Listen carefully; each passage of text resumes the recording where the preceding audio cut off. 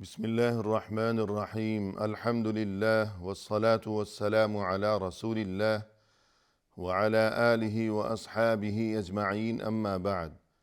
ناظرین کرام، السلام علیکم ورحمۃ اللہ وبرکاتہ۔ شرح الادب المفرد کے عنوان سے اس پروگرام کے ہمراہ ہم آپ کی خدمت میں حاضر ہیں۔ آج کی اس ملاقات میں ہم آغاز کر رہے ہیں امام بخاری رحمہ اللہ کی یہ کتاب کہ جس کا نام ہے الادب المفرد۔ اس کتاب میں یہ حدیث نمبر 519 فرمائے کہ عن ابی ہریرہ رضی اللہ عنہ عن النبی صلی اللہ علیہ وسلم قال ثلاث كلهن حق على كل مسلم عيادة المريض وشهود الجنازة وتشميت العاطس إذا حمد الله عز وجل۔ ابو ہریرہ رضی اللہ عنہ نے فرمایا کہ رسول اللہ صلی اللہ علیہ وسلم نے یہ ارشاد فرمایا ہے، تین چیزیں ایسی ہیں کہ وہ ہر مسلمان کا حق ہیں دوسرے ہر مسلمان پر۔ پہلی چیز یہ کہ عیادت المریض، اگر کوئی بیمار پڑ گیا ہو تو اس کی عیادت، اس کی مزاج پرسی، اس کی تیمارداری، اور یہ کہ ہر طرح سے اس کی مدد و نصرت کرنا، اور جس شکل میں بھی ممکن ہو سکے اس کے ساتھ تعاون کرنا، اس کے لیے دعائے صحت کرنا، دعائے خیر و برکت کرنا۔ تو یہ پہلی چیز ہو گئی عیادت المریض، یعنی کوئی بیمار پڑ گیا تو اس کی عیادت کی جائے۔ وشہود الجنازہ، اور دوسری چیز یہ ہے کہ جنازے میں حاضری، یعنی اگر کسی کا انتقال ہو گیا ہو، اور یہاں یہ ترتیب بھی قابل غور ہے کہ پہلے مریض کا تذکرہ کیا گیا کہ مریض کی عیادت کی جائے۔ اب ممکن ہے کہ وہ مریض اگر اللہ کی مرضی ہوگی، اللہ کو منظور ہوگا، تو شاید وہ تندرست ہو جائے گا، شفا یاب ہو جائے گا، اور اس کی بیماری کا خاتمہ ہو جائے گا۔ لیکن یہ بات بھی عین ممکن ہے کہ اگر اس کا وقت آ پہنچا ہو تو شاید بیماری کے بعد اب وہ دوسرے جہاں کی طرف منتقل ہو جائے گا۔ لہذا پہلی بات یہ کہ جب وہ بیمار ہے تو اس کی عیادت کی جائے، اور اگر وہ بیماری سے شفا یاب ہونے کی بجائے اگلے جہاں کی جانب منتقل ہو گیا ہے کہ اس کا انتقال ہو گیا، اس کی وفات ہو گئی، تو اب دوسرا حق یہ بیان کیا گیا کہ اس کے جنازے میں شرکت کی جائے، کہ مسلمان کے جنازے میں شرکت کی بڑی فضیلت ہے اور بڑی اس کی ترغیب وارد ہوئی ہے کہ یہ چیز اس کے لیے گویا کہ جب نماز جنازہ میں شرکت کی جائے گی تو نماز جنازہ میں تو میت کے لیے دعا کی جاتی ہے، تو اپنے مسلمان بھائی کے لیے دعائے خیر کرنا کہ زندگی میں بھی سبھی کو چاہیے کہ دوسروں کے لیے دعائے خیر کیا کریں، اور پھر بالخصوص مزید یہ کہ اگر کسی کا انتقال ہو گیا تو چونکہ وہ خود اب اپنے لیے دعا نہیں کر سکتا، اب وہ خود اپنے لیے نیکیوں میں اضافہ نہیں کر سکتا، اور اب وہ خود اپنے لیے اپنی خطاؤں اور لغزشوں سے معافی طلب نہیں کر سکتا، کہ اس کے لیے دروازہ اب بند ہو چکا ہے کہ یہ دنیا کی زندگی یہ دار العمل ہے اور آخرت کی زندگی دار الجزاء ہے۔ تو ایسے میں اب جو زندہ مسلمان ہیں، اس کے عزیز و احباب ہیں، تو انہیں چاہیے کہ اس بات کو یاد رکھیں کہ وفا کا تقاضا یہ ہے کہ نہ صرف زندگی میں وفا ہو بلکہ مسلمان بھائی کی وفات کے بعد بھی وفا کا سلسلہ جاری و ساری رہنا چاہیے۔ لہذا اس کی تجہیز و تکفین میں حاضری، اور یہ کہ نماز جنازہ میں شرکت کی جائے کہ یہ نماز جنازہ میت کے لیے دعا ہے۔ پھر یہ کہ تجہیز و تکفین میں یا نماز جنازہ میں اگر شرکت کی جائے گی تو نہ صرف یہ کہ میت کو اس سے فائدہ پہنچے گا کہ یہ چیز نماز جنازہ میت کے لیے دعا ہے، مزید یہ کہ میت کے جو لواحقین ہیں، جو پسماندگان ہیں، جو اہل و عیال ہیں، تو یہ چیز ان کے لیے دل جوئی کا اور راحت و اطمینان کا سبب بنے گی کہ اس مشکل موقع پر ہم تنہا نہیں ہیں، بلکہ فلاں نے ہمیں یاد رکھا اور اس مشکل موقع پر وہ ہمارے ساتھ رہا، تو یقیناً یہ بھی بہت بڑی نیکی ہے۔ اور مزید یہ کہ وہ انسان جو دوسروں کی نماز جنازہ میں شرکت کی پابندی کیا کرتا ہو اور ہمیشہ تلاش و جستجو میں رہا کرتا ہو کہ اگر کسی کا انتقال ہوا تو مجھے اس بات کی خبر ہونی چاہیے تاکہ میں وہاں جاؤں اور نماز جنازہ میں شرکت کر سکوں، تو جس کسی کا یہ جذبہ ہو اور یہ انداز فکر ہو تو جیسا کہ قانون قدرت ہے کہ الجزاء من جنس العمل، یعنی جیسی کرنی ویسی بھرنی، انسان جیسا کرے گا دوسروں کے ساتھ، اچھا ہو یا برا ہو خدا نخواستہ، تو پھر اللہ کی طرف سے اس کے ساتھ بھی ویسا ہی ہو جائے گا۔ تو جو کوئی ہمیشہ اس کوشش میں رہا کرتا ہو کہ دوسروں کی نماز جنازہ میں زیادہ سے زیادہ شرکت کی جائے، تو پھر اللہ کی طرف سے اس کے لیے بھی یہ انتظام کیا جائے گا، غیبی انتظام، کہ اس کی وفات کے موقع پر زیادہ سے زیادہ لوگ اس کی نماز جنازہ میں شرکت کریں گے۔ تو یہ دو باتیں ہو گئیں کہ ہر مسلمان کا حق ہے دوسرے مسلمان پر یہ تین چیزیں۔ پہلی چیز مریض کی عیادت کرنا، دوسری چیز جنازے میں شرکت کرنا، اور تیسری چیز یہ بیان فرمائی رسول اللہ صلی اللہ علیہ وسلم نے اس حدیث میں، وَتَشْمِيتُ الْعَاطِسِ إِذَا حَمِدَ اللَّهَ عَزَّ وَجَلَّ، اگر کسی کو چھینک آئی ہو اور اس نے الحمدللہ کہا ہو تو اسے جواب دینا، یعنی اس میں ہمیں یہ ادب سکھایا گیا ہے کہ اگر کبھی چھینک آئے تو یوں کہنا چاہیے کہ الحمدللہ، یعنی جسے چھینک آئی ہے وہ یوں کہے کہ الحمدللہ،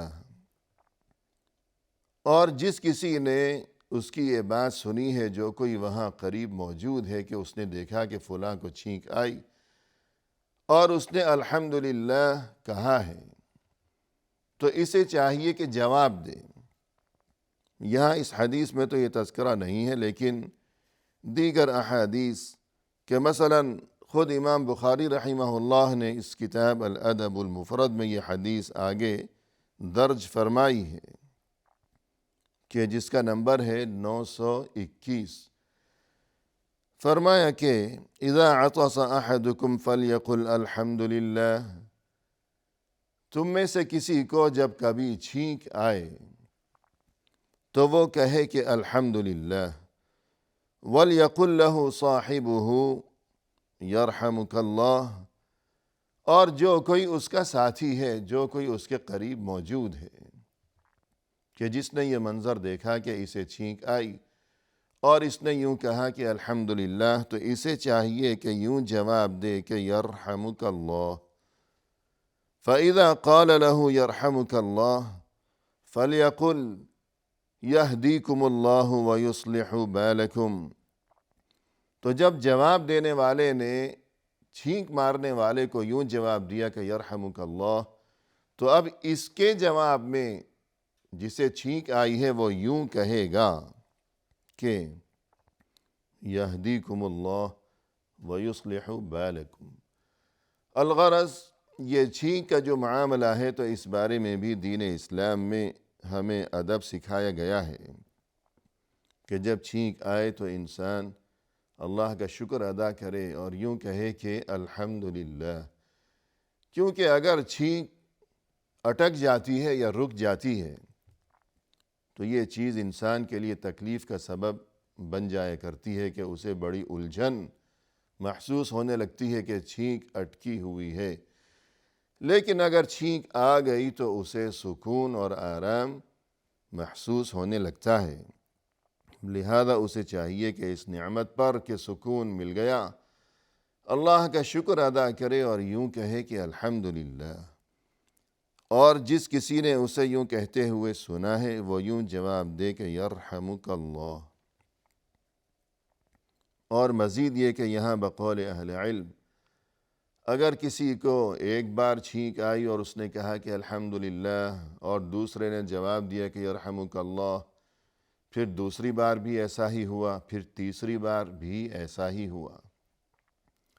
اور یہ سلسلہ چلتا رہا کہ اس نے کہا الحمدللہ اور اس نے جواب دیا کہ یرحمک اللہ، پھر اگر چوتھی بار بھی اسے چھینک آئی ہو تو ایسے میں اگر اس نے الحمدللہ کہا تو جواب میں یرحمک اللہ کہنے کی بجائے بقول اہل علم اسے صحت کی دعا دینی چاہیے کہ اللہ تمہیں صحت عطا فرمائے کہ مسلسل جلدی یہ اتنی زیادہ چھینکیں تو گویا یہ بیمار ہے، تو اس کے لیے دعائے صحت کی ضرورت ہے۔ تو یہ تین چیزیں، پہلی بات یہ کہ مریض کی تیمار داری، عیادت، خبر گیری، اس کے ساتھ تعاون، اسے تسلی دینا۔ دوسری چیز جنازے میں شرکت، اور تیسری چیز جب کسی کو چھینک آئی اور اس نے کہا کہ الحمدللہ تو اسے جواب دینا کہ یرحمک اللہ۔ تو یہ تین باتیں ایسی ہیں کہ جن کے بارے میں اس حدیث میں ہمیں یہ تعلیم دی گئی کہ رسول اللہ صلی اللہ علیہ وسلم کی طرف سے یہ ارشاد ہے کہ یہ تین چیزیں ہر مسلمان کا حق ہیں دوسرے ہر مسلمان پر۔ اس کے بعد ناظرین ہمارے سامنے یہ نیا باب ہے کہ جس کا نمبر ہے 235 اور جس کا عنوان قائم فرمایا ہے امام بخاری رحمہ اللہ نے۔ فرمایا کہ باب دعاء العائد للمریض بالشفاء، عیادت کرنے والا انسان مریض کے لیے شفا کی دعا کرے، یعنی اگر کسی مریض کی عیادت کے لیے کوئی گیا ہو تو اس موقع پر اس کے لیے دعائے شفا کرنا کہ اللہ تمہیں صحت و شفا عطا فرمائے، تو یہ تذکرہ یہاں کیا گیا ہے۔ ہمارے سامنے یہ حدیث ہے کہ جس کا نمبر ہے 520۔ فرمایا کہ عن حمید بن عبد الرحمن قال، حمید بن عبد الرحمن فرماتے ہیں حدثني ثلاثة من بني سعد كلهم يحدث عن أبيه، فرماتے ہیں کہ سعد بن ابی وقاص رضی اللہ عنہ کے بیٹوں میں سے یا ان کے بچوں میں سے، ان کی اولاد میں سے تین نے مجھے یہ حدیث سنائی ہے اپنے والد سے روایت کرتے ہوئے۔ سعد بن ابی وقاص رضی اللہ عنہ جو کہ رسول اللہ صلی اللہ علیہ وسلم کے انتہائی جلیل القدر صحابی تھے، اور یہ کہ رشتے میں رسول اللہ صلی اللہ علیہ وسلم کے ماموں بھی لگتے تھے،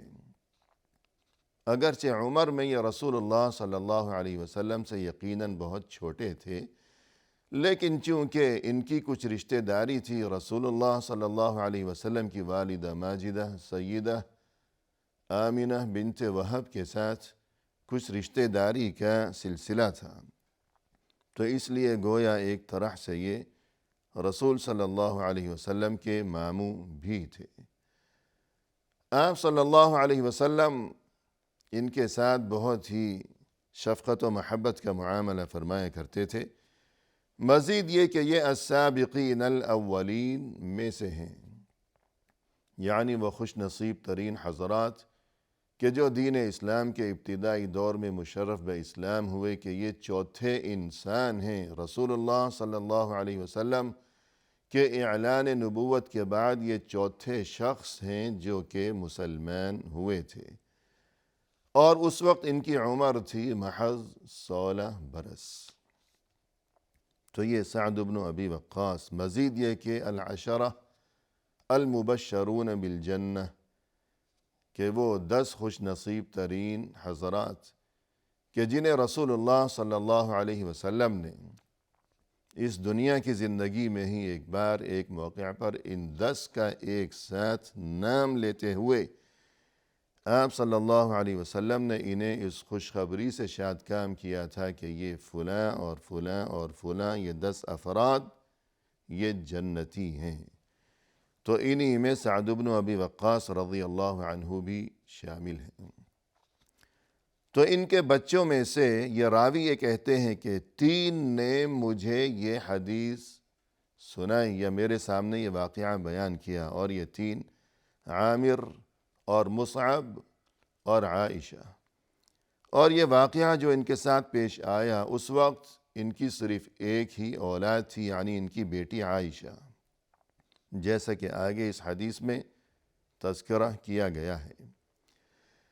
فرماتے ہیں کہ ان رسول اللہ صلی اللہ علیہ وسلم دخل على سعد يعوده بمکہ، رسول اللہ صلی اللہ علیہ وسلم مکہ میں سعد بن ابی وقاص کی عیادت کے لیے تشریف لائے۔ فبکا، اس موقع پر سعد رونے لگے۔ اور آگے بڑھنے سے پہلے ناظرین ہمیں پس منظر بھی معلوم ہونا چاہیے کہ جو مکی زمانہ تھا